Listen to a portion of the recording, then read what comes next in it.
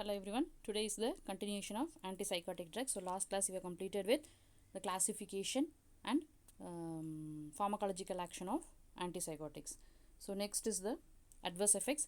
So antipsychotics have very safe drugs in single or infrequent doses, that is less number of doses. So however the side effects are common and often limited to their usage. So based upon the pharmacological actions, so what are all the side effects means the CNS, so it will cause drowsiness, lethargy, mental confusions, or more with low potency typical antipsychotics and some other atypical ones. So tolerance to sedation effect may develop. The other side effects are increased appetite, that is increased stomach thing, and weight gain, not with haloperidol. Okay, so aggravation of seizures, that is increase of seizures in epileptic patients. So in case of CVS, it will cause postural hypotension, palpitation, inhibition of ejaculation, okay, especially with thyroidazone. So these are due to alpha adrenergic blockage, so more common and low potency phenothiazines.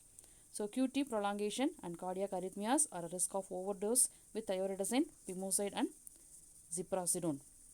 So anticholinergics, so it will produce dry mouth, blurring of vision, constipation, urinary hesitancy in elderly males.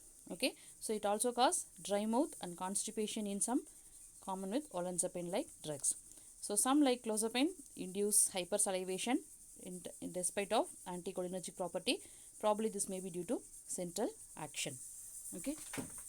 So next, endocrine effects. So hyperprolactinemia.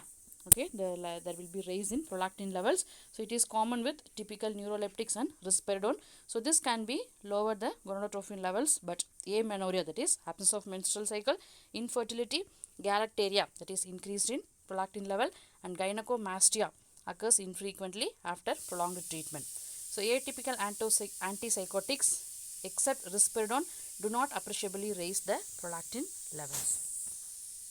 So next, metabolic effects. So there will be elevation of blood glucose and triglyceride level as a consequence of chronic therapy with certain antipsychotics is a major concern now. So low potency phenothiazines and some atypical antipsychotics, particularly olanzapine and clozapine, have a high risk of precipitating diabetes and worsening the diabetic condition. So the mechanism of this effect may be due to weight gain and or increase in insulin resistance. So raised triglyceride level is another consequence of insulin resistance. So miscellaneous effect. So weight gain, it is often occurs due to long-term antipsychotic therapy. Sugars and lipids level may tend to rise. So there will be blue pigmentation of the exposed skin, corneal and lenticular opacities, that is there will be lens degeneration, retinal degeneration. So more with the thyroidazine drugs occur rarely after long-term usage of high doses of phenothiazines.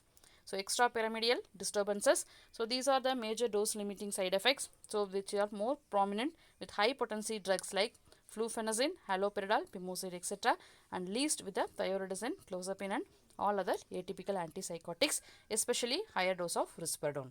So the extrapyramidal effects can be categorized into Parkinsonism, acute muscle dystonias, akathisia, malignant neuroleptic syndrome, and tardive dyskinesia. So Parkinsonism, it is a typical manifestations. So there will be rigidity, tremor, hypokinesia, mask-like face. There will be face degeneration, shuffling of gait, posture degeneration appears between 1 to 4 weeks of the therapy and persists unless dose is reduced. Okay. Next is the acute muscle dystonias. So there will be bizarre muscle spasms, that is contraction of the muscle suddenly.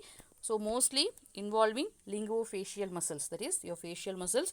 So this will lead to grimacing, tongue thrusting, locked jaw occurs within few hours of the single dose or at the most of the first week of the therapy. It will last for 1 to few hours and then resolves spontaneously or automatically. Akathisia, restlessness, feeling of discomfort, apparent agitation manifested as compelling desire to move about but without anxiety. Next is the malignant neuroleptic syndrome. So it occurs rarely with high doses of potent agents. So the patients develop marked rigidity, immobility, tremor, hyperthermia, semi-consciousness, fluctuating blood pressure and heart rate. So myoglobin, that is muscle protein, will be present in the blood. So the syndrome will last for 5 to 10 days after drug withdrawal and it can be fatal. The neuroleptics must be stopped promptly and symptomatic treatment will be instituted. Next is the tardive dyskinesia.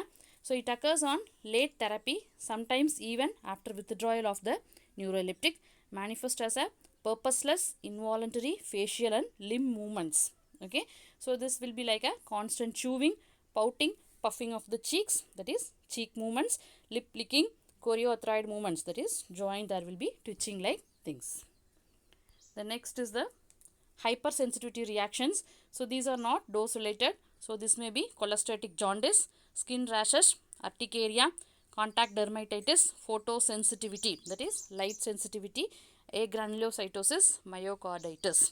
So interactions, neuroleptics potentiate all the CNS depressants, so like hypnotics, anxiolytics, alcohol, opioids and antihistaminics.